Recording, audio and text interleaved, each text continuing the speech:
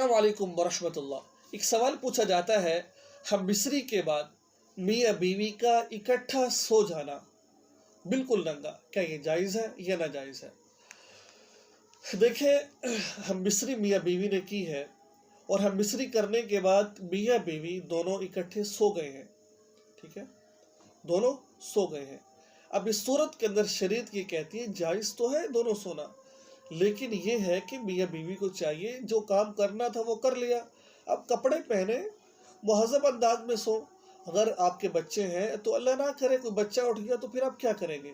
مسئلے میں اگر بچے نہیں بھی ہیں تو ویسے بھی ادب کے خلاف ہے کہ بالکل ننگا دھرنگا سونا، کیونکہ آپ کو پتہ ہے کہ ہر وقت انسان کے ساتھ فرشتے لگے ہوتے ہیں، تو ایسا نہیں کرنا چاہیے۔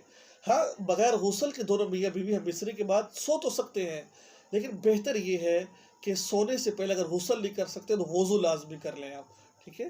تو امید ہے آپ کو یہ مسئلہ سمجھ آ گیا ہوگا۔ چینل کو سبسکرائب کیجیے اور دعا میں یاد رکھیے۔ السلام